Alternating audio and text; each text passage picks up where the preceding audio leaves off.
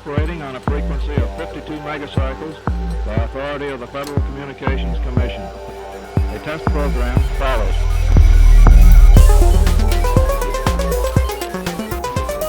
To you who've been trained technically, I need hardly say that there's still a number of problems to solve.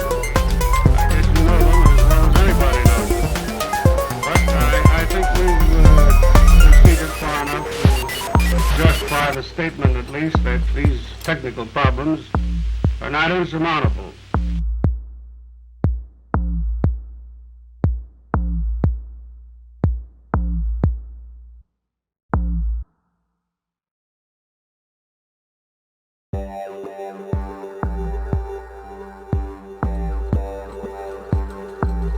We are operating on a frequency of 52 megacycles by authority of the Federal Communications Commission. A test program follows.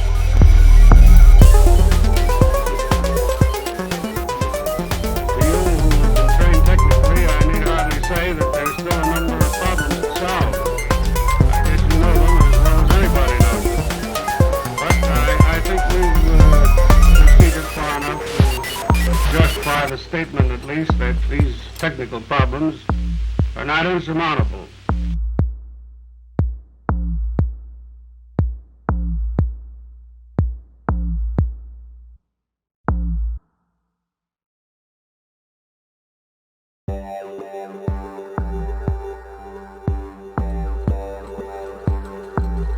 We are operating on a frequency of 52 megacycles by authority of the Federal Communications Commission. A test program follows.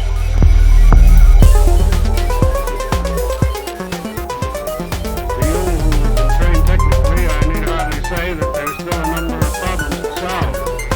I guess you know them as well as anybody knows them. But I think we've proceeded far enough to justify the statement, at least, that these technical problems are not insurmountable.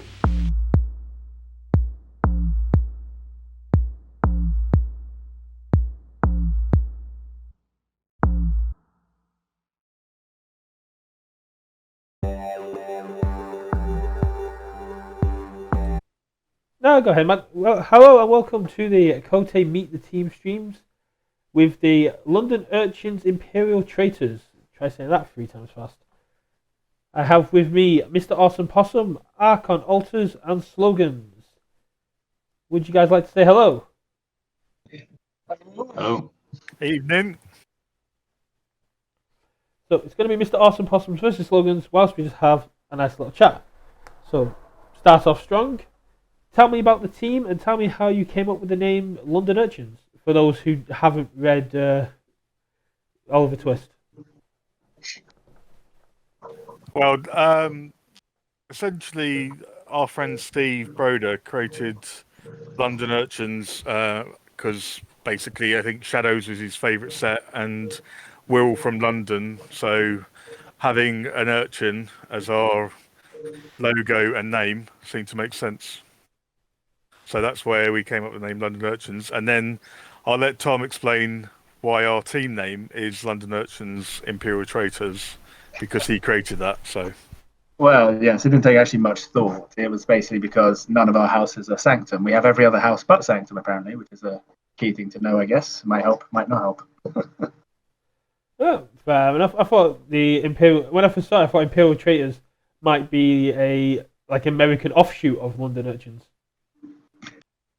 I guess that could work, yeah. Quite like that. Future ideas. Right. So got that. So how did the 3 of you first get into Keyforge? What brought you into the game? well, funny enough for me, I actually rediscovered my love of board game playing, and I went to my local meet-up board games at the Ludicrous in Croydon in South London, and the co-owner Nick Smith introduced me to Keyforge on one of the evenings when I was playing board games. And having played Magic the Gathering in the past, I'm a bit of a fan of collectible card games and Richard Garfield games in particular. So I had a few games with Nick, and I just got immediately hooked. So that's how I got into Keyforge. I never actually played card games before, so this is my first one. I just watched my brother and my other brother play it, and didn't really like it at the first, but after buying my first deck, I got hooked. The old cardboard crack. Yeah. For me, well, I played a couple of card games back in the day. I played like Duel Masters, Yu-Gi-Oh! Back like during school days. Yeah, but then a mate at work called Mike, he was really adamant that I play Keyforge. He picked it up himself and he was very adamant. So we played it during our lunch hour at work, and then slowly but surely worked our way in towards the London community, kind of playing it like Rule Zero, Magic Madhouse, Ludicrous, all over the place. So yeah. Yeah, fair enough. And a huge shout out to Magic Madhouse. I've been buying off those guys for years. Yeah, they're excellent. I think I've got some Magic cards to do, and I got the guys from that were at MCM to sign for me when I bought some stuff off them. Right, so now getting into the hard questions. So for the three of you, what is your favourite set and what is your least favourite set? For me, I think surprisingly, my favourite set is Age of Ascension. I know it's not a popular set amongst a lot of players, but it's the set that I used to first get into a top 8. It has fantastic cards like Martian Generosity, which I know is another polarizing card. A lot of people don't like Martian Generosity, but I'm a big fan of it. I don't think I've got a least favourite set, but if I had to say one, I think it would be Worlds Collide, because as much as I love the new houses it introduced, as a sealed set, it's really unbalanced, because if you get Logos, Saurians, Star Alliance, you'll probably win, and if you get Brobnar, Untamed Shadows, you'll probably lose. And it also, from that point of view, it really nerfed Brobnar, as I think everyone knows and agrees, and to a lesser extent, Shadows and Untamed. Whereas I feel the new set, Mass Mutation, is a very balanced set, and it's probably the best one so far for playing sealed with. You guys would have the best sort of test pool for that, because with COVID and everything that's gone on, you guys have still maintained a weekly sealed event, and that was Worlds Collide for a long time, so you would probably have a good insight into how Worlds Collide interacted in sealed as opposed to other players who didn't have the opportunity. Yes, yeah, thank you for that. I run a Tuesday night virtual sealed game for the Ludicrous. So what we do is you buy your deck through the Ludicrous website, and then you get sent your QR code and you import that into TCO. Just want to say at this point, I absolutely love TCO, and I think the guys behind that are doing a fantastic job. And then, yes, we play the sealed as you would do in real life, just via TCO instead. And recently, with Mass Mutation come out, we've moved from Worlds Collide to Mass Mutations. But yes, I think we ran it for about 10 weeks of Worlds Collide. So yeah, had a fair bit of experience. Tom, Ollie, favourite set and least favourite set? I'm actually on the same page as Stuart. AOA is definitely my favourite set. I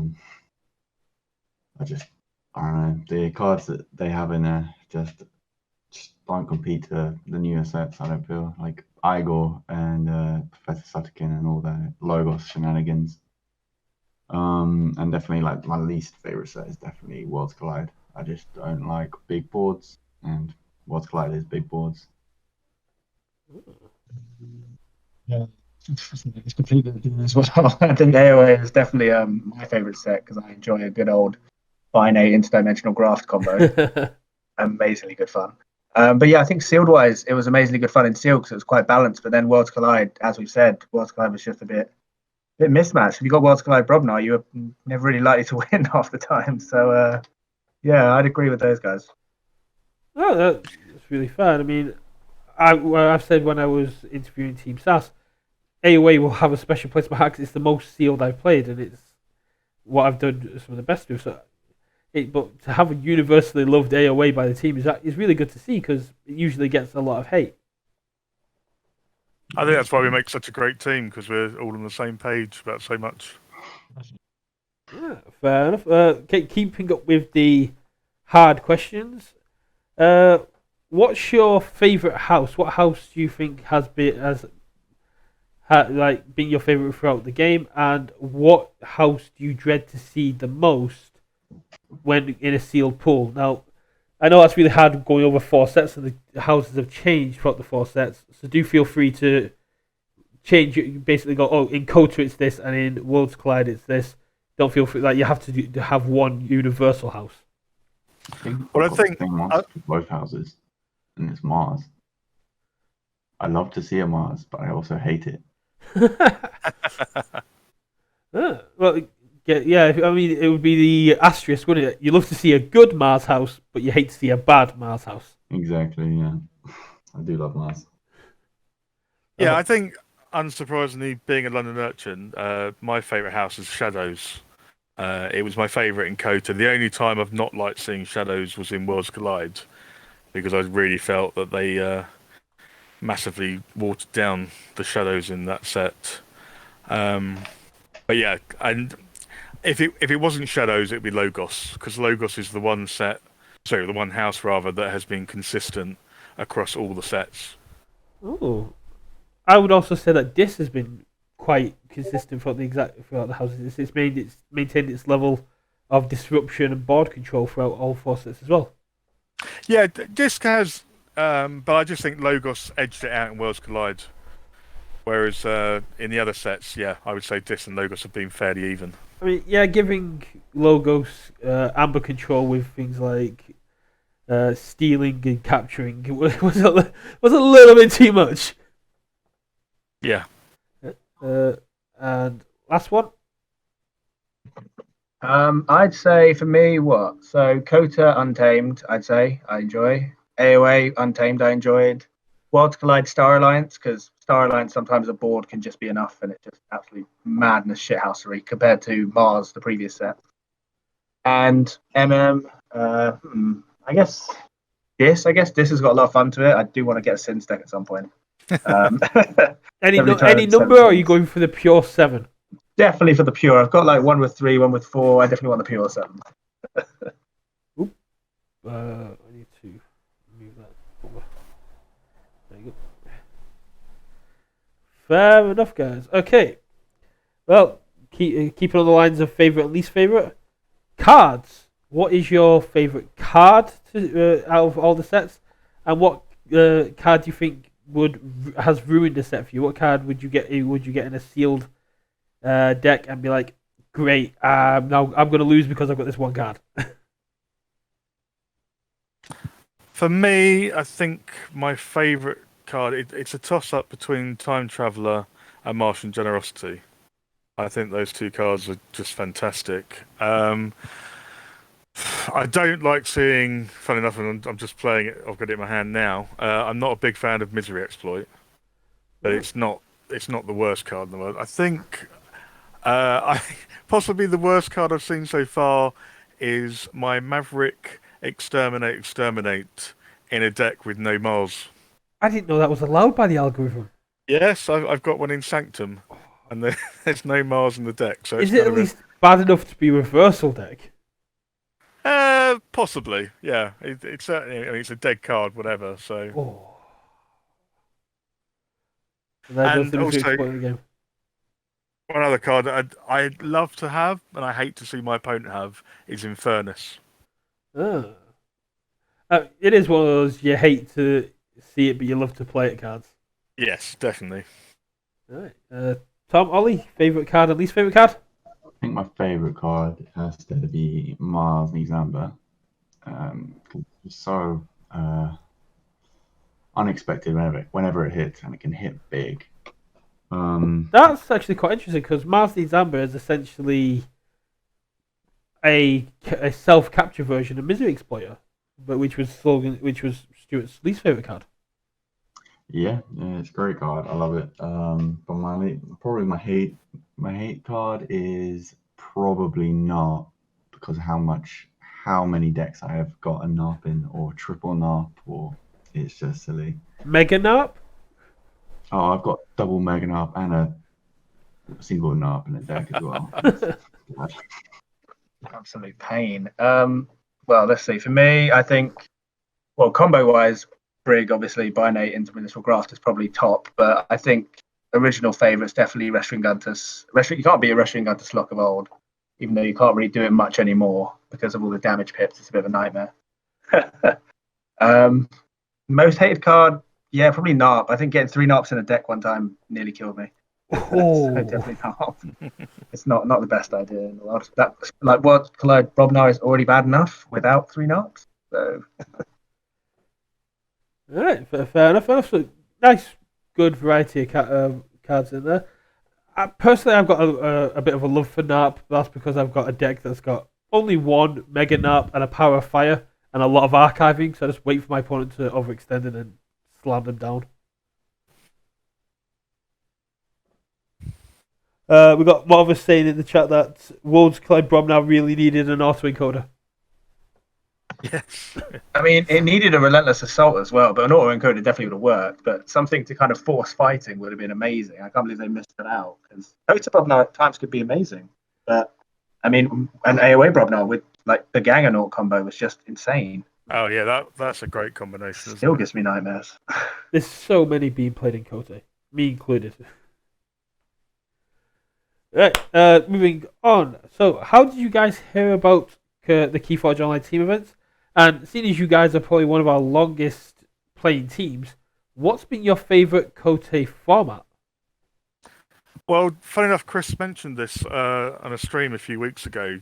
I actually met Chris for the first time at the Madrid Vault Tour, and he floated the idea of doing this online tournament for international teams. And I said at the time it sounded like a great idea, and that naturally I'd be up for it because I love tournament play. So that's where I first heard about Kote. I heard it from the horse's mouth, as it were, before it even started. Yeah, you heard about it before it ever got going. That's you. I'm being very hipster. I apologise. I was into Kote before it was cool.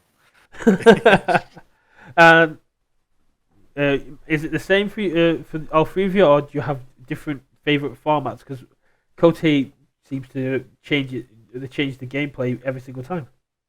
I think my favorite format was the last one, where it's like the limited SAS brackets, or SAS decks, because I don't know. It's like it just means you can bring out the decks that just are actually quite fun instead of just overpowered or the ones you normally play all the time. Yeah, I'd also agree with that. The last one was quite fun because it brought out a lot of really horrible decks. Obviously, Heart of the Forest being a major issue at times, but it brought out a lot of good fun decks. It was like not so much about playing your best deck; it was about what could fit in a team, and obviously the teamwork element of being able to kind of assess decks and kind of try and play equally rather than kind of gung hoing it, say 2 big, 1 small. It was good. Yeah, we discussed that quite lengthily. We didn't feel it would be fair on any one of us to have one of us play the sort of lame duck deck. So we figured having an even spread of the SAS allowance was a much better way to go. Oh, it definitely was. The last format seems to, with the other teams as well, seems to be one of the favourites because the more you limit the SAS, the more you have to dive into the decks you don't really look at and find the hidden gems that were going to be good against other low SAS decks. And we actually saw a surprising amount of AOA getting into the top cut because the best AOA decks, the ones that have the good board control, board clears, seem to hover around the mid-60s area. Yeah, that sounds about right. That definitely underestimates AOA decks. Yes. Right, so lots of changes coming in with Kote. What have you since over the last few months? What have been your favourite aspects of these changes, and is there anything you'd like to see us do in the future that we might not have thought of? Well, I think the time zone thing has been a really good idea, that you've moved us all into teams that are in a similar time zone, because while it's obviously possible to arrange games across international time zones as we have done in the past, it's just a lot easier if everyone's in a similar time zone. So I think doing that has been a really good change for the system. I think the whole code directory has been really useful. rather than having to search through sheets yourselves or things like the Crazy Kill Machine, just having everything there easy to access and searchable. Yeah, all in one place is just super useful. Yeah. Yeah, it's definitely making it a lot more useful because I mean, yeah, it was always quite tedious before, but having like especially the scores as well, like obviously the score system and the league table kind of thing. Like I think last time we got into the top 16 in the end, but it was like very touch and go, and it was very interesting to keep up with that. Yeah, it makes a lot of sense. Divulging away a little bit away from my scripted ones, going directly to Ollie with the Archon altars. Would you like to talk a little bit about that and how you got into the altering your cards and pimp out your Twitch and your little the stuff you're doing? Yeah, so I'm currently I'm doing this little project called Archon Altars. I've actually got the idea of a guy on Reddit. He commented about he was trying to work out if altered cards would be legal, like in Magic the Gathering. And then I've never played Magic the Gathering, so I was looking up the altars they do over there. So and then I was like, oh, this is a really cool idea. So I grabbed one of my favorite decks that I have and decided to start having a full art deck because I just really had the idea of it because the artwork in Keyforge is really nice. And so yeah, I now am trying to build this up and paint as many cards as possible. And I've got a huge library of decks that are no longer used. They're just ready to be painted. But Oh, it's yeah. really cool. And how do you get inspiration for the altars? Because I know in Magic the Gathering they can often dramatically change what the actual artwork is itself. Do you try and keep within the artwork of the card, or do you try to explore out a little bit more what inspiration hits you on the day? Well, at the moment, I'm trying to just stick with the Keyforge world. The more and more comfortable I get with it, maybe I can like really dramatically change the art. So maybe like a full redo of the artwork. Or like so they could do like a alternate art completely, like how they did with Hawk and stuff like that. You could get a Fagin and put your leader's face on it, and then get all the Urchins and have different members. Exactly, yes. So once I will get more comfortable with it and get more comfortable with the artwork, I think that would be the next step. But right now I'm just extending the artwork and really like I'd have to do extensive research, quite a lot of research into what like the actual houses and like the concept art behind them, and you learn a lot of stuff. It's quite neat, quite nice the amount of stuff they put into it. Getting a bit more into the lore of the game and using that to help with the altars. Yeah, definitely, it really helps. Oh, that's really good, and like you saw, it like you just said, it helps you get a bit more into the game. I mean, there was a bit of a trend for a couple of weeks ago where myself and other members were taking the card art and animating it, and some of the things you notice, but you actually have to look at the art of a card. Like I didn't realize Picaroon was the bird. I thought it was like the whole thing, but no, Picaroon is the bird on top, sucking the soul out of someone. I've actually not even looked at I did not know that. I need to look at that. Yeah, it's a terrifying card when you actually look at the art. Alright, so thanks for Ollie. And is your Twitch Archon Altars, or have you still on the Sigil Brotherhood? I'm still running under Sigil Brotherhood. It's me and my brother's channel at the moment. Hopefully when the whole lockdown stuff eases up a bit, we can actually do more IRL streaming and stuff like that. That's awesome. At the moment, it's just me my painting at the moment. That's fine, but hopefully lockdown will ease up. But if Bolton's anything to go off, it's going to get worse before it gets better. Yeah. My hometown's Bolton. I take any opportunity to rip into it. Alright, so moving forward, would you like a very difficult question, or would you like something a bit easier after what we've just had? No, I'm open for any. Yeah. So So I just noticed that apparently I can't play a game and do a stream, as I just threw that game away to Tom. Might be on 25 amber. So. You did. That gold key was quite good. Yeah, it was like, oh, yeah. I'm happy to play the same again. Try and actually pay attention this time. See if it, You'll win if you pay attention. Yes, if I try, yeah. Okay. Yeah, I was going. Why haven't I? Oh yeah, it has kicked me out. Has it kept you guys? Yeah, it's when you do a rematch, it doesn't allow spectators.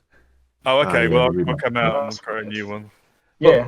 So while we're setting up the game, do you have any superstitions or traditions when playing Keyforge at events? For example, when at Primes or Voltors, I will have the 3 Egyptian god cards represent my keys because I feel that brings me a bit more good luck, and their colours correspond.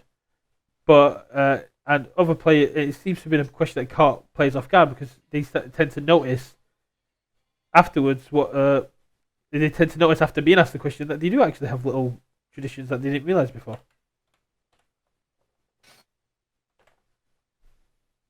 I think the simple answer to that one is from me. No, I just I just accept it's random and hope for the best, really. And as long as I play the best I can, and me and my opponent have a good game, I think that's the most important thing when I play Keyforge. So no lucky underwear, no little things. Because there was one player that even said after every round they'll go to the bathroom. And it's like clockwork, and it's just become part of their tradition. Okay. Yeah. No, I don't have anything like that. I'm afraid. I know it's probably a bit of a dull answer. I'm afraid, but yeah. No, I don't have any other, but I feel like I probably should, as it's not gone well so far. It might, equally same. Might be something. It might just be something now that I've mentioned it. You'll keep an eye out when you go to events. That you just. Have you set up a game as well, Stuart? Because Tom's already set up a game. It looks like he has. I'll join as well, so. See how coordinated I am tonight. It's because I've got to prep for the tournament I'm running tonight, so I've got a lot on. Super multitasker here. Well, I multitask. I'm not sure I'm doing it superly, but yeah. No worries. So, let's move on a little bit. Do you have a favourite deck? Do you have a deck that isn't overpowered, but is one that you have kind of an attachment to for a particular reason? Well, in my case, I think the deck I'm playing with right now is the deck that I'm probably most emotionally connected to, as one can be to a set of cardboard, because it's the first deck that got me into a top 8 in Manchester, as it happened. So I went up to Manchester because obviously being London Urchins, we're all from London, as I said earlier. But I went up to Manchester for their store Prime, I believe it was. And there was one other fellow London Urchin, Nicky, was there. And sadly, me and Nicky met in the 5th round, and I unfortunately had to put him out to go through to top 8. So yes, systematically awesome. Calibum is one of my favourite decks, and it's a time traveler deck which I absolutely love. But it also has Shadows and Dis. Ooh, so yeah. Shadows Dis Logos is my favourite house combination. In AOA as well, yeah. So that's mine. Just before, anyway, you Urchins do tend to get around when it comes to events. I mean, I went to the Manchester Store Championship, and there was one of you there. The Bristol Prime, there was one of you there. The Winchester Prime.